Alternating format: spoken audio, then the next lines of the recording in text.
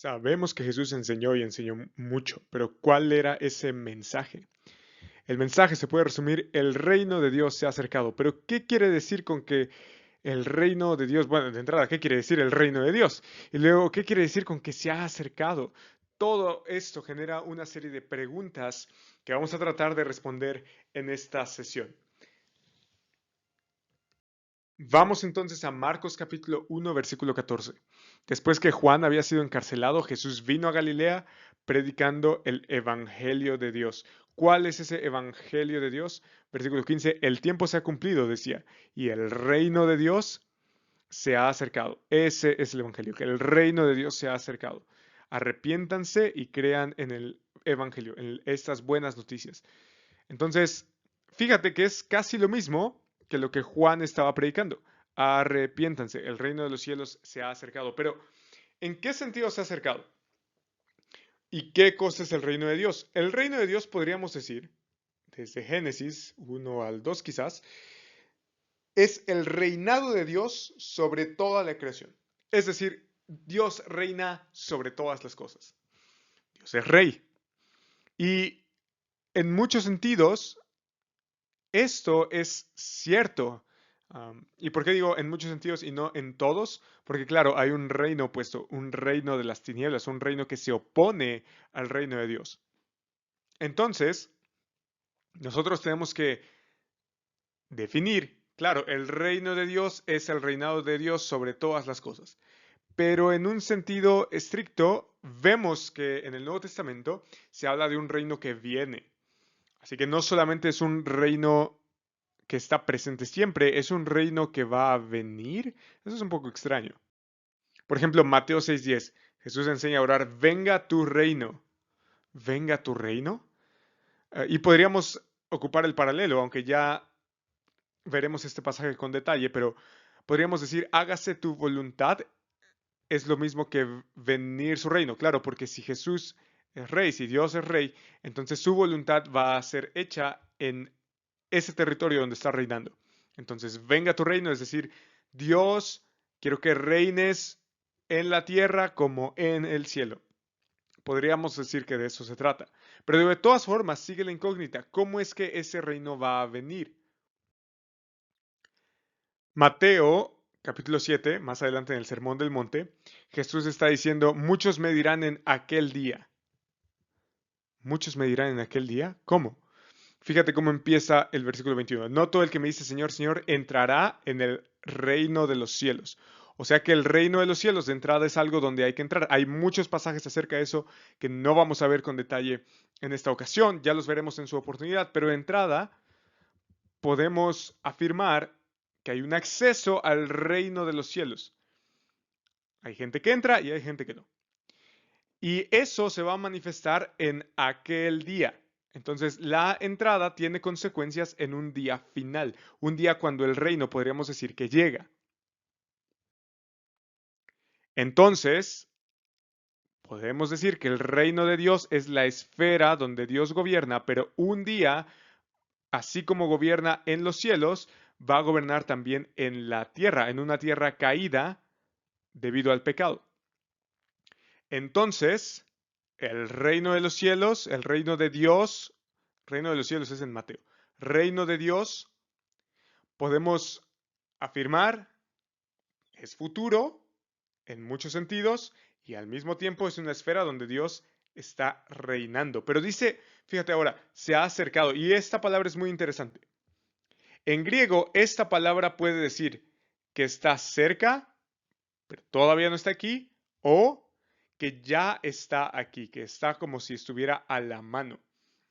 Creo que esta es la interpretación que debe tener esta palabra, que el reino ya está aquí, que con la venida de Jesús, el reino ya está aquí. Por lo tanto, hay una urgencia de arrepentirse y de creer. La fe y el arrepentimiento son parte de este evangelio, o más bien la respuesta a este evangelio, que es: el reino ya está aquí. ¿En qué sentido ya está aquí? Veamos que después de la tentación, Jesús regresa a Galilea en el poder del Espíritu y las nuevas acerca de él se divulgan por toda aquella región, y enseñaba en su sinagoga siendo alabado por todos. Jesús llegó a Nazaret donde había sido criado y según su costumbre entró en la sinagoga el día de reposo y se levantó a leer. Le dieron el libro del profeta Isaías, ahora va a citar Isaías capítulo 62, y abriendo el libro halló el lugar donde estaba escrito, el Espíritu del Señor está sobre mí. Acabamos de ver cómo Jesús, 2 versículos antes, llega en el poder del Espíritu, porque me ha ungido, ya lo vimos con el bautismo, 2 sesiones anteriores, para anunciar el Evangelio, lo mismo que se nos dice en Marcos, a los pobres. Me ha enviado para proclamar libertad a los cautivos y la recuperación de la vista a los ciegos, para poner en libertad a los oprimidos, para proclamar el año favorable del Señor. Esta referencia del año favorable del Señor tiene que ver con Levítico capítulo 25. En el contexto de Levítico capítulo 25, se habla del año del jubileo o el año favorable del Señor, donde la tierra se deja reposar en símbolo del reposo que Dios hizo de toda su creación y del reposo que un día se le dará al pueblo de Dios. Entonces, el año del jubileo es un año donde se deja reposar la tierra, donde además se redimen las deudas, se perdonan, donde las tierras vuelven a sus dueños, etc. Puedes leer Levítico 25 para más contexto. Entonces, es un símbolo de reposo y de redención final. Isaías 62 la ocupa en el contexto del cautiverio. El pueblo de Dios ha sido llevado cautivo a Babilonia y se le promete volver.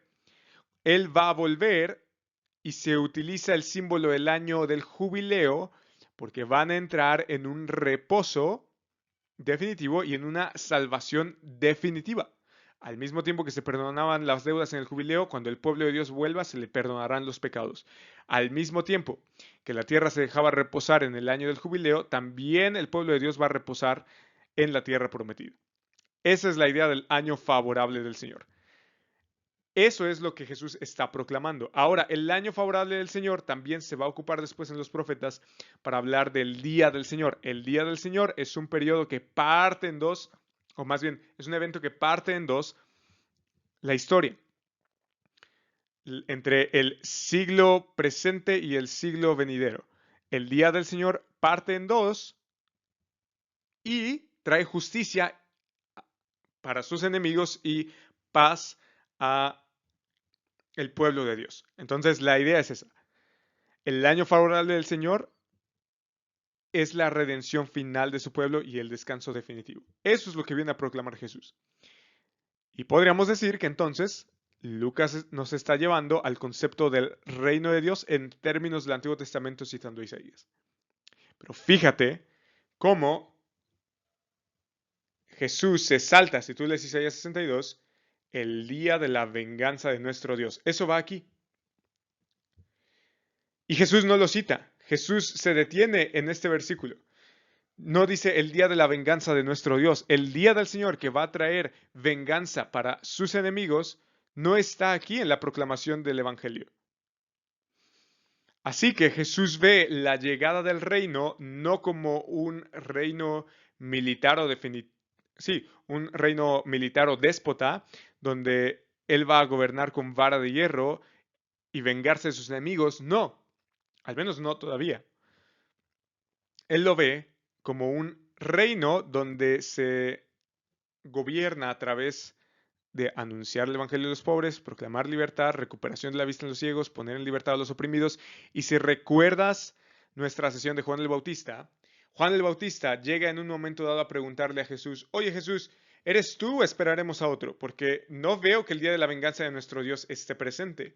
Y Jesús le dice a los discípulos de Juan, vayan y díganle que se está anunciando el Evangelio de los pobres, que se está proclamando libertad a los cautivos, los ciegos ahora ven, los sordos oyen, los oprimidos son liberados, los muertos resucitan.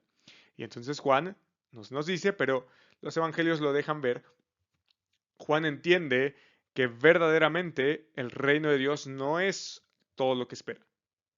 El reino de Dios va a llegar en la persona de Jesús con el anuncio del evangelio y la libertad a los cautivos, pero no con venganza, al menos no todavía. Cerrando el libro, lo devolvió al asistente y se sentó, y los ojos de todos en la sinagoga estaban fijos en él, y comenzó a decirles, hoy se ha cumplido esta escritura que han oído. El reino de los cielos ha llegado. Todos hablaban bien de él y se maravillaban de las palabras llenas de gracia que salían de su boca. Y decían, ¿no es este el hijo de José? Entonces él les dijo, sin duda me citarán este refrán, médico, cúrate a ti mismo. Esto es, todo lo que vimos que se ha hecho en Capernaum, hazlo también aquí en tu tierra. Y Jesús añadió, en verdad les digo que ningún profeta es bien recibido en su propia tierra. Pero en verdad les digo que muchas viudas había en Israel en los días de Elías, cuando el cielo fue cerrado por 3 años y 6 meses y cuando hubo gran hambre sobre toda la tierra. Sin embargo, a ninguna de ellas fue enviado Elías, sino a una mujer en Sarepta de Sidón, una mujer viuda. Muchos leprosos había en Israel en tiempos del profeta Eliseo, pero ninguno de ellos fue limpiado, sino Naamán el sirio. Estas eran historias de cómo profetas de Dios habían hecho prodigios y milagros para los gentiles. Jesús es básicamente el cumplimiento de estas escrituras que acabo de citar, pero también, al igual que los profetas anteriores, él también va a ir a algunos gentiles. Y todos en la sinagoga se llenaron de ira cuando oyeron estas cosas. Claro, no era un buen recordatorio decir Israel rechazó a los profetas y los profetas entonces fueron a los gentiles. Lo mismo va a pasar conmigo. No era un bonito recuerdo. Y levantándose echaron a Jesús fuera de la ciudad y lo llevaron hasta la cumbre del monte sobre el cual estaba edificada su ciudad para tirar a Jesús desde allí. Pero él, pasando por en medio de ellos, se fue. Ahora, fíjate lo que viene a continuación. En el capítulo 4, un par de versos después, si tú lo lees, vas a ver cómo Jesús echa fuera demonios. Para Lucas, echar fuera demonios es que el reino de Dios ha llegado. Justamente Jesús acaba de decir, este anuncio de la profecía de Isaías se está cumpliendo aquí entre ustedes, hablando acerca de el reino de Dios, pero no con venganza, sino con paz, gracia, misericordia. Y luego, él libera a un endemoniado y entonces la conclusión es la muestra de que el reino de los cielos verdaderamente está aquí, que se está liberando a los oprimidos, es precisamente el milagro de la expulsión del demonio. Fíjate cómo dice Lucas 11:20, pero si yo por el dedo de Dios echo fuera demonios, entonces el reino de Dios ha llegado a ustedes. El reino de Dios estaba aquí y eso era evidenciado por los milagros que Jesús hacía. El reino de Dios estaba atacando al reino de las tinieblas, a los demonios, por eso los echaba fuera. Entonces, podemos decir que no solamente Jesús anuncia la llegada del reino de Dios como algo cercano, es algo que ya está aquí. No solamente es algo venidero como lo veían los judíos, también era que en tiempos de Jesús ya estaba reinando, con la llegada del Mesías por supuesto, estaba reinando a través de su pueblo y a través de la paz, de la misericordia, de la justicia, de la bondad. No era un tiempo de venganza, al menos no por ahora. Eso todavía sigue aguardando. Pero mientras tanto, también hemos de reconocer que este reino de Dios, este evangelio, este nuevo pacto, como le van a llamar después los escritores del Nuevo Testamento, este nuevo pacto es el cumplimiento de la ley y los profetas que se proclamaron hasta Juan. Y desde entonces, desde que se acabó el nuevo pacto con la ley y los profetas hasta Juan, se anuncian las buenas nuevas de qué cosa? Del reino de Dios, el evangelio del reino de Dios. Y todos se esfuerzan por entrar en él. De nuevo, es algo a lo cual hay que entrar. Entonces, hemos visto que el reino de Dios se refiere a toda la esfera donde Dios gobierna, pero más específicamente a algo que viene, algo que está por llegar. Pero al mismo tiempo, con la llegada de Jesús, es algo que es inaugurado, que está aquí. Claro, espera una consumación en aquel día, como dice Jesús, pero mientras tanto hay una inauguración por parte del Mesías, cuando Él viene. Y cuando Él viene, demanda a todos que entren en Él, en el reino. Y ese reino es el cumplimiento de todo lo que Dios venía diciendo a través de la ley y los profetas. Espero que hasta ahí estemos todos claros. Ahora bien, después Pablo va a decir o va a explicar la manera en la cual nosotros entramos a este reino. Claro, como dice Jesús, arrepiéntanse y crean en el Evangelio, es la expresión básica de cómo alguien puede entrar en el reino de Dios. Ese reino que aguarda una consumación, pero ya ha sido inaugurado en cumplimiento con la ley de los profetas a través o por medio del Mesías. En él hay o está el acceso a ese reino. El reino de Dios no serían buenas noticias si no pudiéramos entrar en él. Así que, por eso Pablo explica que él mismo, el Mesías, se dio por nuestros pecados para librarnos de este presente siglo malo. Acuérdate que la historia dijimos que se dividía en dos. Los judíos al menos lo veían así. El presente siglo, que es llamado malo, y el siglo venidero. Bueno, Gálatas nos dice que Dios, por medio de Jesucristo, nos ha trasladado del presente siglo malo, nos libró. Y por implicación, vamos a verlo, que hemos sido trasladados al siglo venidero de alguna manera. Es decir, estamos como en el futuro, entre comillas. No te quiero confundir con esto, vamos a seguir viendo pasajes para explicar esto.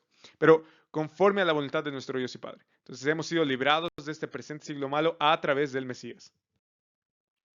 Colosenses lo explica, porque él, el Mesías, perdón, el Padre o Dios Padre, nos libró del dominio de las tinieblas, el reino de las tinieblas, podríamos decirlo también, y nos trasladó al reino de su Hijo amado. Entonces, cuando nosotros entramos en el reino de Dios, estamos haciendo una transferencia del reino de las tinieblas al cual antes pertenecíamos hacia el reino de Dios al que ahora pertenecemos y que un día también vendrá. Ahora bien, la resurrección de Cristo es muy importante. Primera de Corintios 15 habla acerca de la resurrección y antes por ahí del versículo 20 está hablando de que Cristo verdaderamente resucitó. Porque si los muertos no resucitan, entonces Cristo murió en vano y realmente no hay esperanza para el cristiano. Pero como Cristo resucitó, Él es las primicias, los primeros frutos. Cristo es el primogénito de entre los muertos, el primero en morir, pero también el primero en resucitar. Y si tú lees Daniel capítulo 12, vas a ver cómo la señal de que los últimos días, de que el siglo venidero está aquí, es la resurrección. Así que Cristo, al resucitar de entre los muertos, trae el siglo venidero hacia el presente para todos los que están en él. Así que cuando Cristo resucita entre los muertos, está diciendo, miren, la nueva creación que Dios iba a hacer para restaurar todas las cosas ya está aquí. De nuevo, yo sé que esta es mucha información, así que déjame repasar todo lo que hemos visto. El reino de Dios es la esfera en la cual Dios gobierna absolutamente todo. Pero más específicamente es su reinado que va a consumar en el futuro. Viene el reinado. ¿Por qué? Porque el reinado se perdió con la caída. El pecado entró y entonces entró el dominio de las tinieblas. Ahora, en ese entrar el dominio de las tinieblas estamos nosotros antes de venir a Cristo. Cuando Jesús viene, Él anuncia, el reino de los cielos se ha acercado. El reino que ustedes estaban esperando y que fue anunciado por los profetas está aquí. Está aquí en mi persona. Así que entren. ¿Cuál es la manera de entrar? A través de la fe y el arrepentimiento. Cuando nosotros creemos en Jesucristo y nos arrepentimos de nuestros pecados, somos trasladados del reino de las tinieblas al reino del Hijo amado. Entonces, ahora el porvenir, el reino que estaba por venir, está presente de alguna forma aquí. ¿Cómo sabemos que está presente? A través de la resurrección. Debido a que Jesús resucitó, eso es una señal de que lo porvenir ha sido traído al presente. Luego, los que son de Cristo van a resucitar en su venida. Cuando Jesús vuelva y consume finalmente su reino, nosotros también vamos a resucitar como Él lo hizo. Mientras tanto, nosotros espiritualmente podemos decir que estamos en el reino mediante la fe y el arrepentimiento. Ahora, ¿de qué manera funciona eso? ¿Cómo nosotros entramos al reino o cuál es la mecánica? Ya sabemos el método, pero ¿cuál es la mecánica? ¿Cómo funciona? Romanos 6 lo explica. ¿Qué diremos entonces? ¿Continuaremos en pecado para que la gracia abunde? De ningún modo. Nosotros que hemos muerto al pecado, ¿cómo viviremos aún en él? Y el argumento de Pablo es este. ¿O no saben ustedes que todos los que hemos sido bautizados en Cristo Jesús, es decir, los que tuvimos fe, no hay mucho tiempo para analizar este pasaje, estamos viendo los evangelios sinópticos, pero bautizados en Cristo Jesús básicamente es identificados en Cristo Jesús. Hemos sido bautizados en su muerte. Versículo 5, porque si hemos sido unidos a Cristo en la semejanza de su muerte, ¿cómo? Entonces cuando nosotros entramos al reino, también estamos siendo identificados con la cruz de Cristo. Dice que también lo seremos en la semejanza de su resurrección, así que también en la resurrección somos identificados con Él. Sabemos esto, que nuestro viejo hombre fue crucificado con Cristo. ¿Qué? O sea que somos crucificados y resucitados con Cristo. Pablo sigue diciendo, y si hemos muerto con Cristo, creemos que también viviremos con Él. Esto también se le dice a los colosenses, si ustedes pues han resucitado con Cristo. Así que la entrada al reino es mediante la fe y el arrepentimiento, porque así somos identificados con la muerte y resurrección del Mesías. Eventos que inauguran el reino de Dios, el nuevo pacto que hicieron que anunciaron los profetas. Ese nuevo pacto es básicamente decir, Jesús murió, Jesús resucitó y un día volverá para establecer su reino aquí. Pero mientras tanto, mediante la muerte de Cristo, los creyentes mueren al pecado. Mediante la resurrección, ellos cobran vida espiritualmente y se les garantiza que un día van a resucitar.